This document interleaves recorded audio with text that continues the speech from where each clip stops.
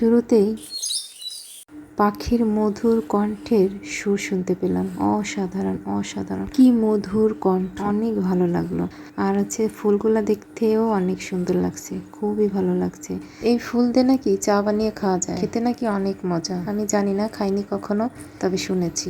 সব মিলিয়ে প্রথমে শুরুটা করলাম ভালো কিছু দিয়ে, আর শেষ করি দুঃখজনক ঘটনা দিয়ে। সেটা সবাই জানেন কম বেশি, যে সদরঘাটের লঞ্চ দুর্ঘটনায় যে বাবা ছেলে মারা গেছে। তো বাবার লাশটা পাওয়া গেছিল না, তো আজ ঈদের দিন, আজকে পাওয়া গেছে। তো আসলে ঈদের দিন কি একটা অবস্থা তাদের ফ্যামিলিতে। আসলে এই শোক সইবার মতো সাহস শক্তি কিভাবে তারা অর্জন করতেছে সেটা আল্লাহ ভালো জানে, আর তারাই জানে। আল্লাহ হয়তো সবকিছুই ঠিক করে দেয়, ধৈর্য ধরার ক্ষমতা দেয়, কিন্তু কত কষ্টের যার যায় সেই বোঝে। খুবই খারাপ লাগলো, সেদিন থেকে খুবই খারাপ লাগতেছিল। রাত্রে ঘুমাইতে গেলে শুধু চোখে ওই ঘটনাগুলো, ওই দৃশ্যটা ভেসে ওঠে। যার যার জায়গা থেকে সবাই ভালো থাকুক, সুস্থ থাকুক, এটাই আল্লাহর কাছে প্রার্থনা করি। আমার এক একজন এক এক জায়গায় আছে, সবাই যেন ভালো থাকে, সুস্থ থাকে, এটাই আল্লাহর কাছে প্রার্থনা করি। কোনো শত্রুর যেন আল্লাহ এমন মৃত্যু না দেয়, এত বড় দুর্ঘটনা যেন কারোর সাথে না ঘটে, আল্লাহর কাছে এটাই প্রার্থনা করি। পৃথিবী তো সবারই ত্যাগ করতে হবে, মরতে তো একদিন হবেই, কিন্তু আল্লাহ যেন ভালোভাবে মৃত্যু রাখে,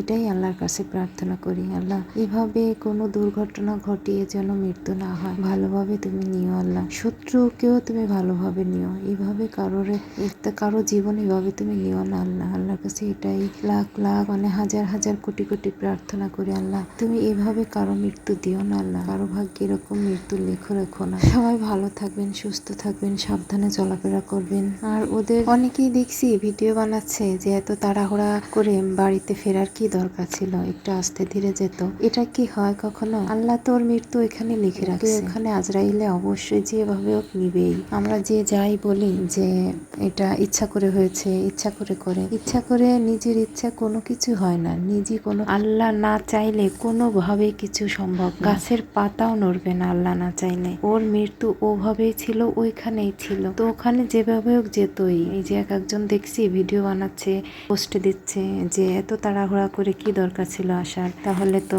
না আসলে হয়তো মরতো না, মারা যেত না, এরকম অনেকেই পোস্ট দিচ্ছেন। কিন্তু আসলে এটা কি হয় কখনো? মৃত্যু ওখানে লেখা রাখা আছে ওর কপালে, তো সেখানে যেভাবে সে যাবেই।